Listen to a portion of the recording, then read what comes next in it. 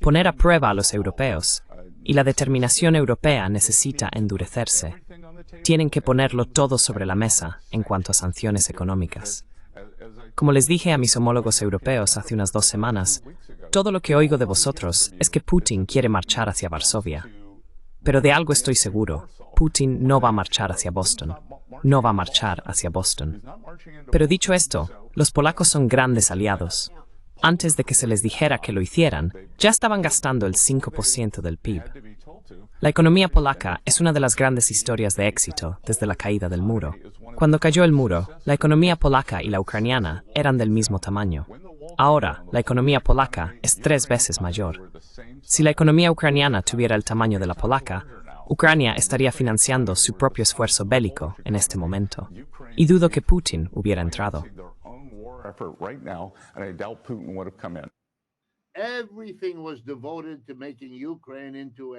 Todo se dedicó a convertir a Ucrania en una fuerza militar.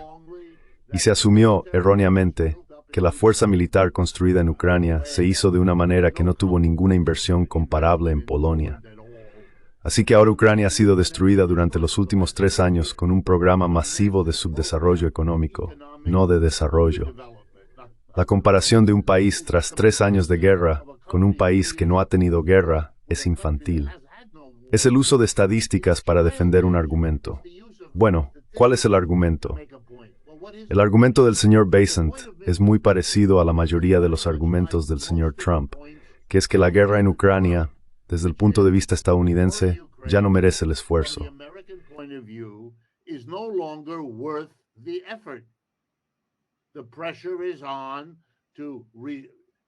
La presión está en utilizar esos recursos de otras maneras para hacer que América vuelva a ser grande.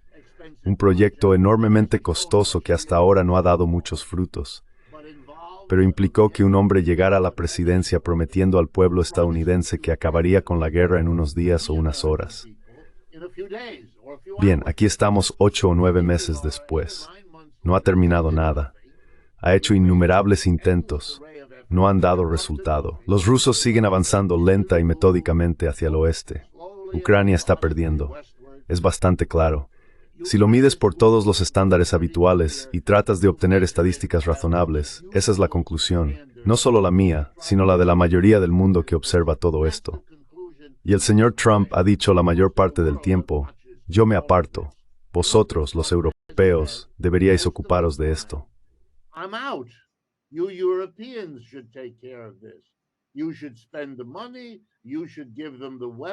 Deberías gastar el dinero, deberías darles las armas.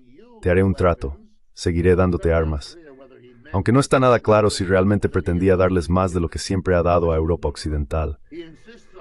Insiste en que las paguen, lo cual es una señal de, ¿cómo decirlo?, falta de entusiasmo. No quiere pagarlo. Los europeos con los estadounidenses no pudieron derrotar a los rusos. La idea de que los europeos sin los estadounidenses lo vayan a lograr es infantilmente estúpida, así que eso queda descartado. Entonces, ¿qué nos queda?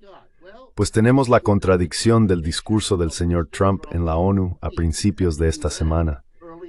En ese discurso parece que va a colaborar con los europeos en la guerra de Ucrania. Parece que ha cambiado de postura.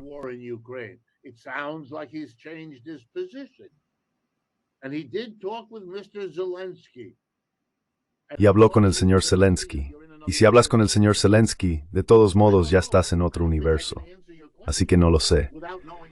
No creo que pueda responder a su pregunta sin saber más sobre lo que está ocurriendo en las cada vez más, ¿cómo decirlo?, extrañas declaraciones del señor Trump respecto a la dirección de la política. Así que mi temor es que la realidad subyacente es que el señor Trump, desde hace mucho tiempo, ha estado mayormente influenciado por las personas a su alrededor, tanto neoconservadores como no neoconservadores, en el sentido de que el gran problema para Estados Unidos es China, no Rusia, y que han aprendido esta lección.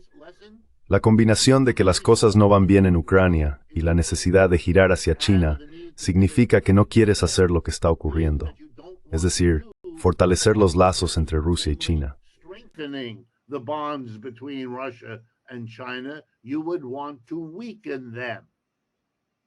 Querrías debilitarlos. Y atacar a Rusia no es una forma de hacerlo. Atacar a Rusia le enseña a Rusia lo importante que es realmente su alianza con China. Así que estoy atrapado y me quedo con esta conclusión temporal hasta que obtenga más pruebas. Que Estados Unidos, como hemos estado hablando en este programa durante meses, es un imperio en declive, y un imperio en declive con cada vez menos opciones sobre qué hacer respecto a su decadencia.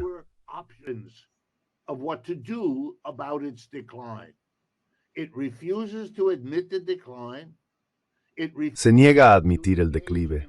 Se niega a buscar qué políticas serían las mejores para gestionar un declive de manera que perjudique al menor número de personas, que dure el mayor tiempo posible, sea cual sea tu objetivo. No lo hace. Bien, ¿qué más hace? Se dice a sí mismo que su gran problema es China.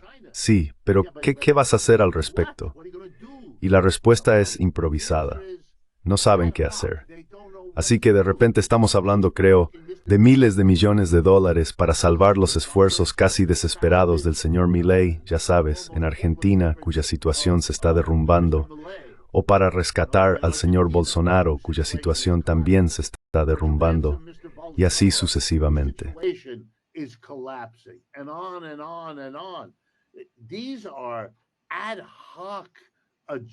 Estos son ajustes ad hoc, dando bandazos de un lado a otro, y al mismo tiempo tomando medidas que, tengo que decírtelo, están generando ansiedad en todo el mundo, que el gobierno podría cerrar y que los republicanos están amenazando con despedir a todos en el gobierno federal si eso ocurre.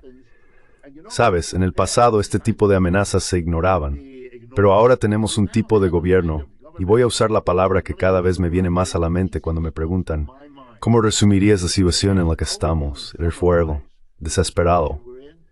Estamos viendo a estoy desesperado.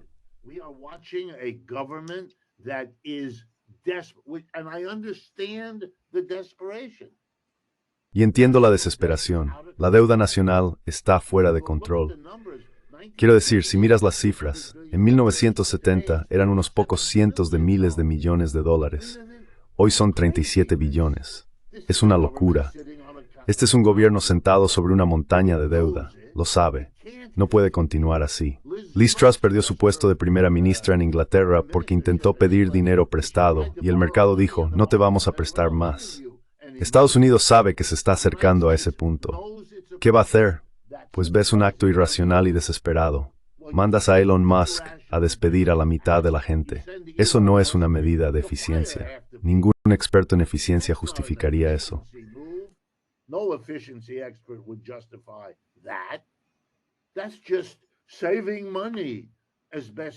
Eso es simplemente ahorrar dinero lo mejor que se puede. Y los aranceles son una forma de recaudar algo de dinero mientras sigue siendo un mercado importante. Pero los efectos a largo plazo de esto son terribles. Es una política muy peligrosa. Otros países, como creo que vamos a discutir, ahora están buscando cómo reducir su relación con Estados Unidos porque depender de este país se está volviendo inestable y peligroso. ¿Qué has hecho con tu declive? En realidad, lo has acelerado, y eso es una señal. Cuando la gente desesperada toma decisiones, descubre, y tú intentas señalarles, que lo están empeorando, no mejorando.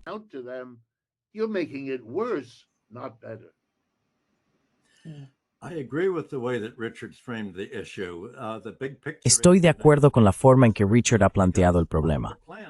La cuestión principal es que Estados Unidos está desesperado porque todos los planes que quería no están funcionando. Están resultando contraproducentes. Y Trump siempre dice que su lema es nunca admitir la derrota, siempre afirmar que has ganado.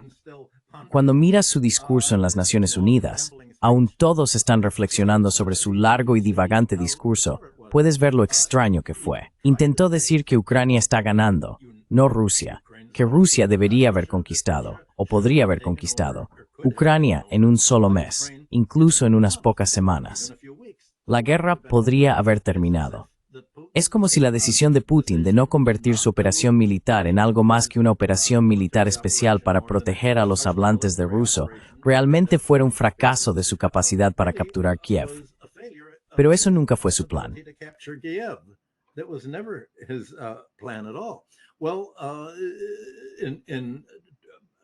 Bueno, Trump está intentando decir, miren cuánto tiempo lleva la lucha en Ucrania, ya lleva 2 o 3 años. Pues bien, miren lo que ha conseguido Rusia yendo despacio. Ha tardado los últimos 2 años en agotar completamente los armamentos de Europa y América. Ya no quedan misiles ni tanques, salvo un pequeño remanente de todo esto. Así que cuando Richard mencionó al principio que Europa dependa de América para las armas, no se están fabricando armas.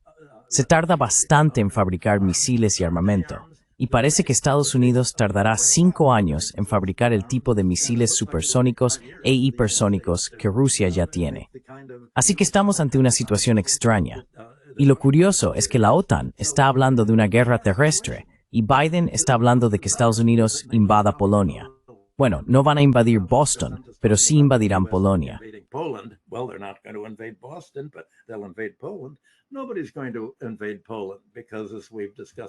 Nadie va a invadir Polonia porque, como ya hemos comentado antes, ninguna nación avanzada, compleja e industrial, y mucho menos una nación sujeta a los votantes y al apoyo de su propia población, va a asumir el coste sacrificial de perder millones de personas intentando llevar a cabo una invasión. La guerra se va a librar con misiles. Europa casi se ha quedado sin ellos. Estados Unidos casi se ha quedado sin ellos. Rusia no se ha quedado sin ellos. Rusia ha ido ganando fuerza de forma constante durante todo el transcurso de la guerra. Así que realmente no está perdiendo. Está en una posición dominante. Y creo que Trump se da cuenta de esto. Y como dijo Richard, Trump le está diciendo a Europa, estáis solos. Por supuesto, podéis comprar lo que queráis de nosotros para luchar en Ucrania.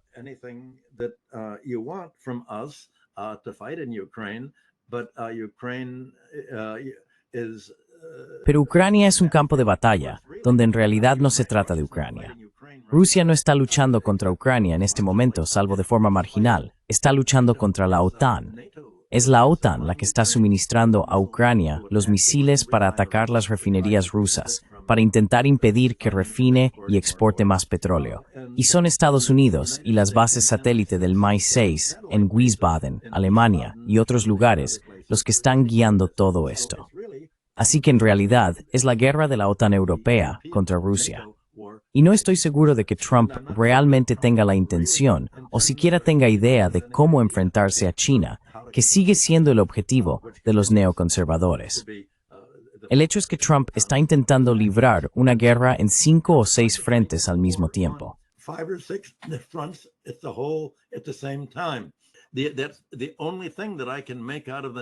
Lo único que puedo sacar en claro de las noticias es que estamos en una especie de interregno en este momento.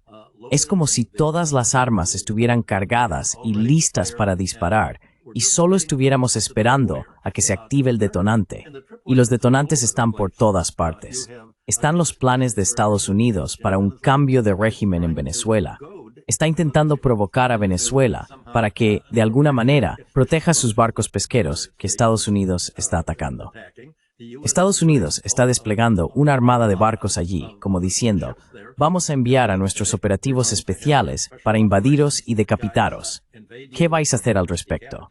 ¿Será Venezuela tan paciente como Rusia y no caerá en la trampa?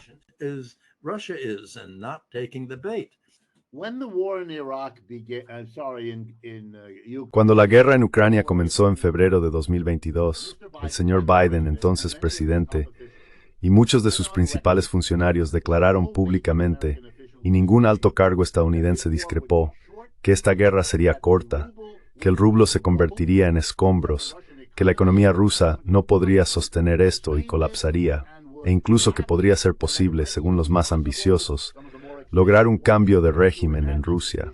Adiós, señor Putin. Y tal vez dividir Rusia para que quedara fragmentada en muchos pequeños países como el resto de Europa del Este. Esos eran nuestros líderes. Las personas que están en el poder ahora no discreparon de esa valoración, la secundaron. ¿Por qué alguien cree la versión actual?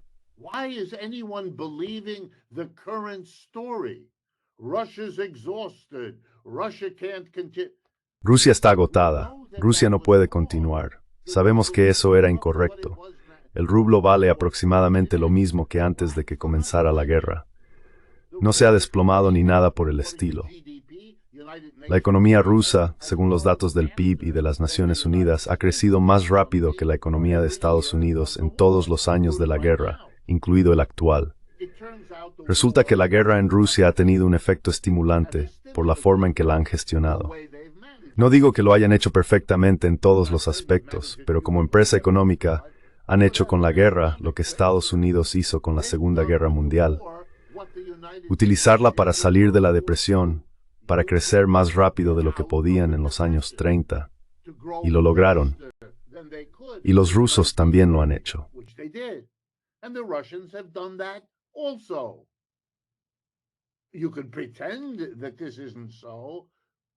Puedes fingir que no es así, pero lo es. Y si finges que no lo es, si crees que puedes contarnos otra historia, que Rusia está agotada, y que no recordamos lo que dijiste hace 3 años, cuando asegurabas que sabías lo que iba a pasar y todo resultó estar equivocado, entonces el que está loco eres tú, no nosotros. Y ahora sobre eso de podemos ganar la guerra, como dice el señor Zelensky. Rusia es un adversario muy serio, muy bien armado. Ha estado bien armada desde la época soviética, lo que significa al menos medio siglo de prioridad militar, y ya entonces era un país razonablemente rico. Repasemos las guerras estadounidenses. La guerra de Vietnam fue un conflicto entre una superpotencia militar altamente desarrollada y un país pobre y atrasado, y Estados Unidos perdió.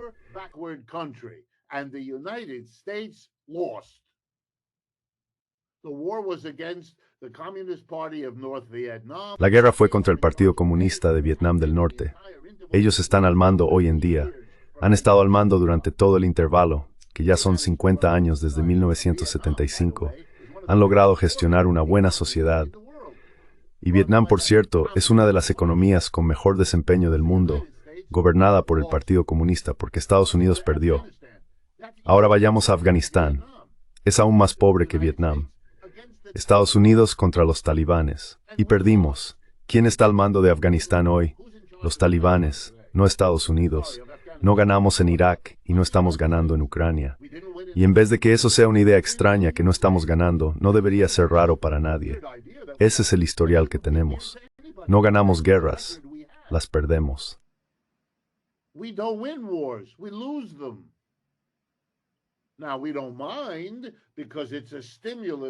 Ahora, no nos importa porque es un estímulo para nuestra economía del que no podemos prescindir. Pero si lo es para nosotros, entonces puede desempeñar ese papel para Rusia, que de hecho lo está haciendo, y no debería sorprender a nadie que reflexione un momento sobre todo esto. Ahora, permítanme detenerme un momento en esta espinosa cuestión de Europa. Michael sigue recordándonos, con razón, que la prohibición por parte de los europeos, la decisión que tomaron de dejar de comprar petróleo y gas a Rusia como parte del gran programa de sanciones, creo que su última versión, aún mayor que las anteriores, es la número 19 o la número 20 de los paquetes de sanciones que han aprobado. Rusia está bien.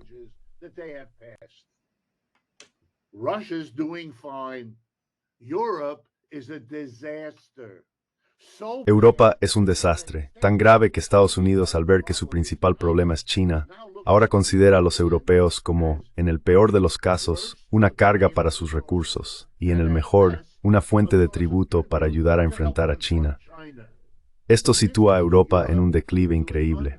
Mira, de todos modos ya era una parte en declive de la economía mundial.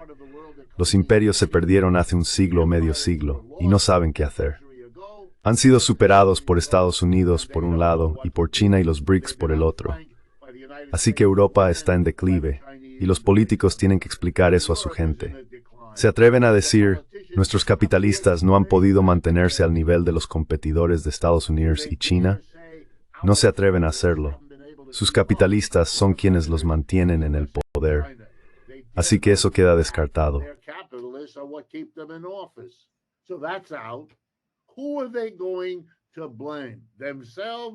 ¿A quién van a culpar? ¿A sí mismos? Eso nunca ocurre. Bueno, realmente tienen dos opciones. Podrían culpar a Estados Unidos. Podrían. Pero eso no es más factible que culpar a sus propios capitalistas. Todavía dependen de Estados Unidos. Así que solo queda un candidato, Rusia. Hacer un enorme escándalo sobre el peligro de Rusia. Tenemos que rearmarnos por culpa de Rusia. Tenemos que recortar el bienestar social por culpa de Rusia. Tenemos que aceptar el declive por culpa de Rusia. Tiene que ser interminable. Lo que estamos viendo en Europa es una especie de réplica de la Guerra Fría estadounidense tras la Segunda Guerra Mundial. Todo se culpa a Rusia para justificar, en el caso de Estados Unidos, la construcción del imperio americano, y en el caso de Europa, ocultar el declive y sus causas a su propia población.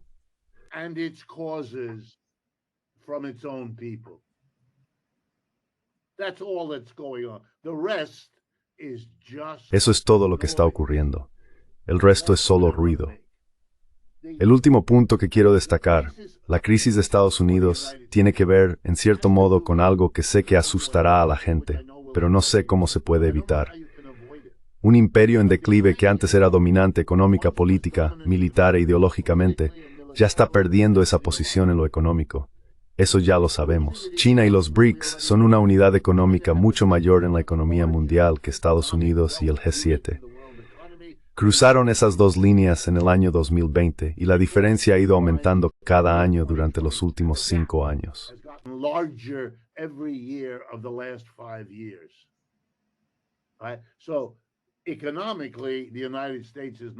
Así que económicamente Estados Unidos ya no es dominante. Tampoco lo es. ¿Sabes cómo puedes verlo? Las votaciones en la ONU son desiguales. Hay 120 países de un lado y Estados Unidos y unos pocos más del otro. Cada vez más y más. No puedes controlar a los países de América Latina. Haz una lista. Tienen que enumerar media docena. Antes solo tenían que mencionar a Cuba. Ahora tienen que mencionar media docena. ¿Por qué? Porque eso se está extendiendo allí. Porque el control político de Estados Unidos está disminuyendo. Ideológicamente, el capitalismo privado occidental, que solía ser la cobertura ideológica, éramos la fuerza globalizadora del mundo, la empresa privada uniendo al mundo, trayendo prosperidad. Ya nadie cree en eso. Durante 50 años, la propaganda de la globalización fue el marco ideológico del éxito del país.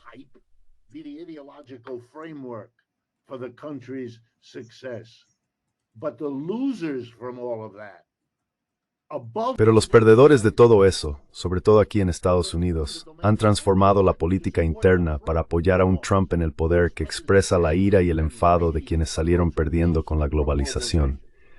En gran parte de Estados Unidos, llamar a alguien globalista tiene la misma fuerza política que antes tenía la palabra comunista. Vaya, políticamente, ideológicamente, ese es el marco. No funciona. El respaldo y la financiación de Estados Unidos a Israel en Gaza, eso está socavando. ¿Qué posición? ¿Los estadounidenses están a favor de la libertad? ¿Qué? La libertad de toda esa gente en Gaza para morir. ¿De qué libertad estás hablando? Y luego la ironía suprema de la que predigo hablaremos en los próximos meses en este programa.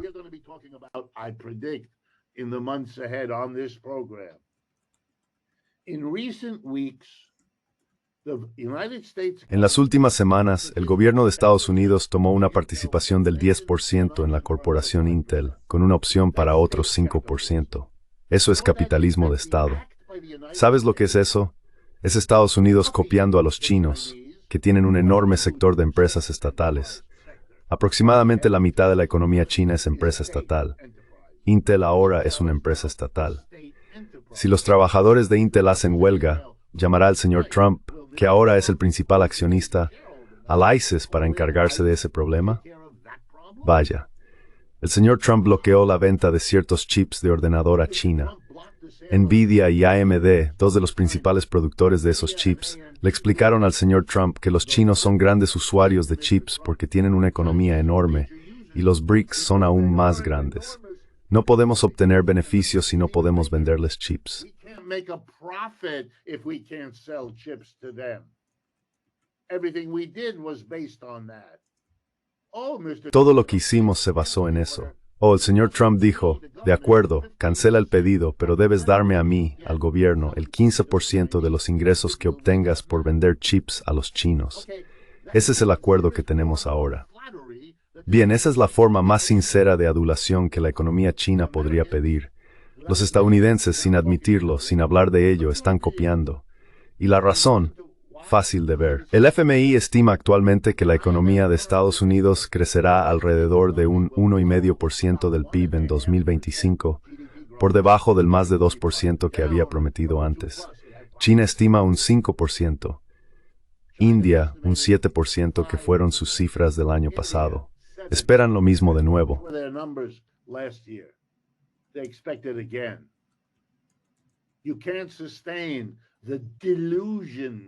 No puedes mantener las ilusiones de Estados Unidos cuando el resto del mundo, tus adversarios, India, China y los BRICS, están creciendo 3 veces más rápido que tú, 3 veces más capaces de hacer lo que están haciendo. Recientemente vi un mapa de África, y el mapa comparaba 2010 con la actualidad, así que 15 años. El mapa mostraba el número de países, marcados en rojo, cuyo principal socio comercial era Estados Unidos frente a China. Luego mostraba la STORL, inversión total. Estados Unidos era el principal socio comercial de la gran mayoría de los países en África al principio, y ese papel se ha invertido por completo.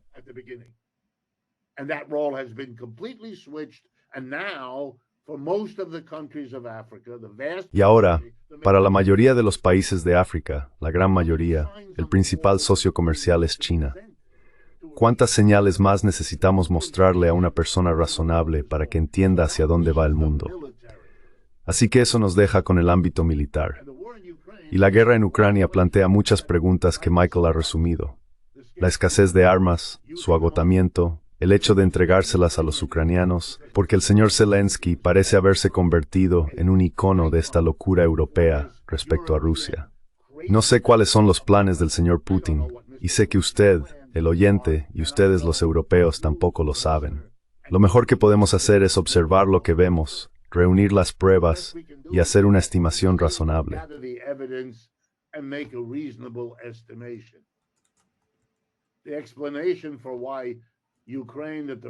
La explicación que dan los rusos sobre Ucrania tiene cierto sentido. ¿Hay motivos ocultos?